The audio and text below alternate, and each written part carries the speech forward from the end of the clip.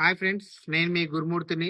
ఇవాళ మనకు టాపిక్ ఏంటంటే ఫ్లైవీల్ గురించి చెప్తా.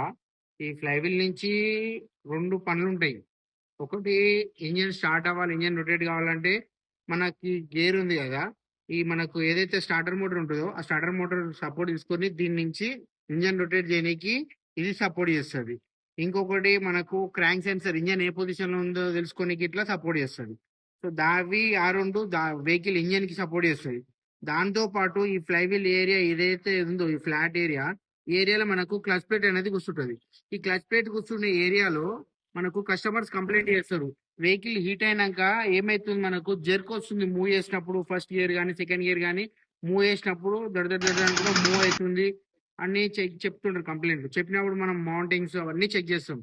సో కొన్ని టైంలలో కొంతమంది మౌంటింగ్స్ ఇంకేమైనా అయిందని అనుకుంటారు. ప్రాబ్లం అది కాదు ఫ్రెండ్స్. బండి క్లచ్ మీద కాలు పెట్టి నడిపినప్పుడు క్లచ్ బర్న్ అవుతాయి కదా, ఆ బర్న్ అయినప్పుడు ఆ బర్న్ తో పాటు దాంతో పాటు హీట్ అయినప్పుడు ఫ్లైవీల్ ఇట్లా హీట్ అయిపోయి ఫ్లైవీల్ ఇట్లా కాలిపోతుంది. ఫ్లైవీల్ కాలిపోవడం ఏంటంటే, ఇంకో ఇట్లా ఫ్లైవీల్ ఈ ఫ్లాట్ ఏరియా ఉంది కదా, ఈ ఏరియాలో క్రాక్స్ గాని వస్తున్నాయి మీకు.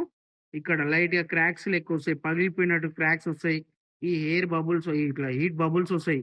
వేడైనప్పుడు ఈ బబుల్స్ వస్తాయి. ఈ మెటల్ మెటల్ హీట్ అయినప్పుడు ఈ బబుల్స్ అనేవి వస్తాయి అనమాట. మన క్లచ్ ఎప్పుడైతే రైడ్ అవుతుందో మనకు ఆ టైంలో మనకు ఇట్లా కాలిపోవడం అనేది జరిగిపోతుంది.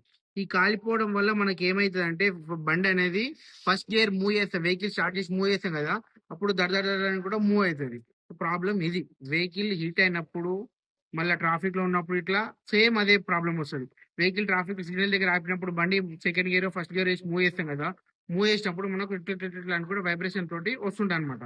సో అట్లా వస్తుందంటే 100% మన వెహికల్ లో ఫ్లై వీల్ అనేది పోయింది అన్నట్టు. పోయిందని మనం ఫ్లై వీల్ ని ఐడెంటిఫై ఎట్లా చేయాలంటే, ఒకటి, ఈ వెహికల్ రన్నింగ్ లో చెక్ చేయాలంటే ఆ జర్కింగ్ చూసుకోవాలి. ఇప్పిన తర్వాత చూసుకోవాలంటే ఇగో ఇట్లా బబుల్స్ వస్తాయి, అక్కడక్కడ క్రాక్స్ ఇట్లు వస్తాయి. మనకు డీప్ గా కనిపించట్లేదు కానీ ఇక్కడ క్రాక్స్ వస్తాయి లైట్ గా.